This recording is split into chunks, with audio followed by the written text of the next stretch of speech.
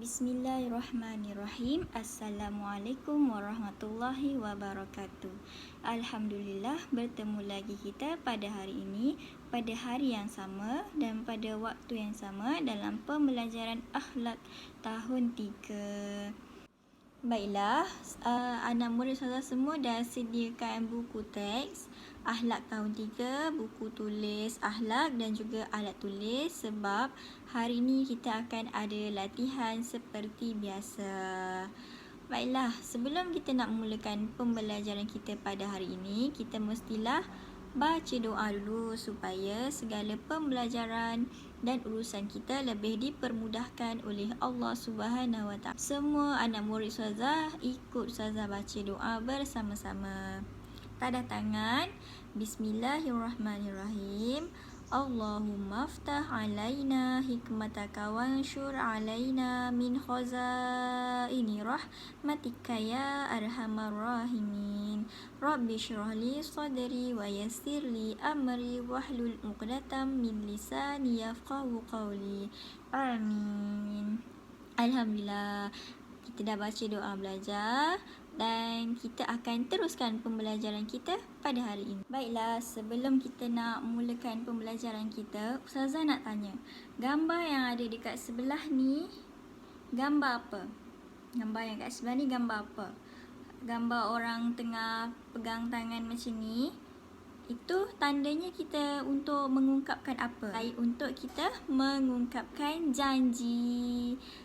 Jadi hari ini kita akan belajar tentang menepati janji. Kita akan sambung pembelajaran yang lepas tentang tajuk menepati janji.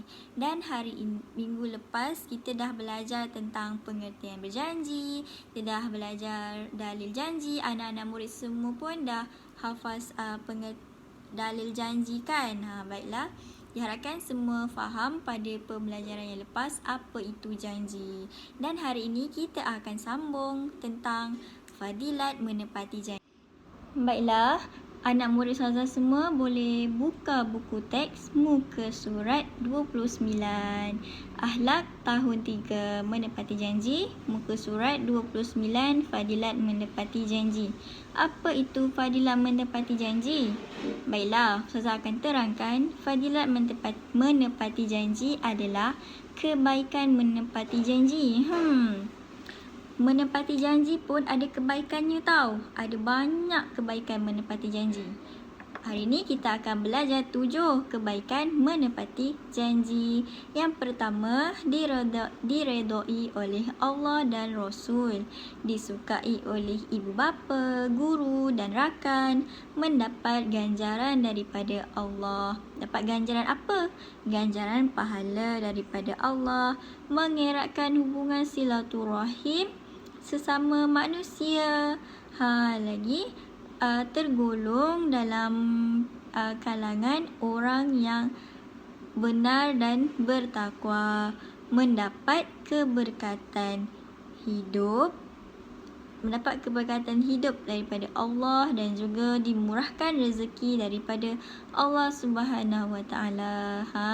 Jadi ada 7 kebaikan menepati janji. Yang pertama, diredai oleh Allah dan Rasul, disukai oleh ibu bapa, guru dan rakan, mendapat ganjaran pahala daripada Allah, mengeratkan hubungan silaturahim dengan manusia, tergolong dalam kalangan orang yang benar dan bertakwa kepada Allah, mendapat keberkatan hidup daripada Allah, dimurahkan rezeki oleh Allah. Kenapa bila kita menepati janji ni kita akan dapat banyak kebaikan? Sebab Allah sendiri dah cakap dekat dalam Al-Quran bahawa kita kena sempurnakan janji-janji kita dengan orang, janji kita dengan Allah. Apa itu janji kita dengan Allah? Iaitu beriman kepada Allah, mengucapkan syahadah, menunaikan solat, menunaikan puasa, menunaikan haji, bayar zakat. Itulah janji-janji kita dengan Allah. Dan kita berjanji dengan ibu bapa yang kita ni akan jadi anak yang baik. Itu kebaikan menepati janji. Bila kita dah berjanji dengan ibu bapa, kita dah janji nak jadi anak yang baik, ibu bapa pun suka, sayang dekat kita. Tapi ibu bapa mestilah akan sentiasa sayang dengan anaknya. Ibu bapa manalah yang tak sayang dengan anak kan?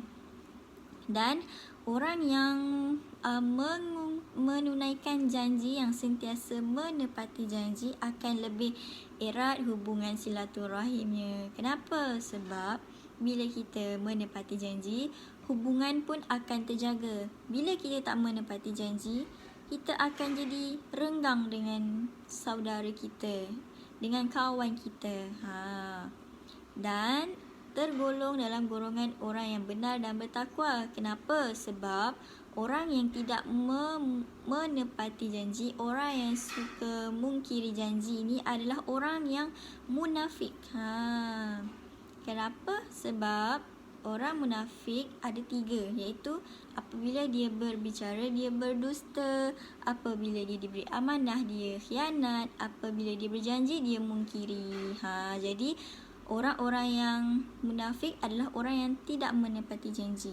Dan orang-orang yang menepati janji adalah dalam golongan orang yang benar dan bertakwa, dan akan mendapat keberkatan daripada Allah. Jadi bila kita sentiasa menepati janji ni, Allah akan memudahkan urusan kita dan akan dimurahkan rezeki oleh Allah. Bila kita sentiasa menepati janji, kita akan lebih memudahkan urusan orang. Sebab apa? Bila kita memudahkan urusan orang lain, Allah pun akan memudahkan urusan kita. Baiklah, diharapkan anak murid Ustazah semua faham apa yang kita belajar hari ini, dan kita akan buat latihan.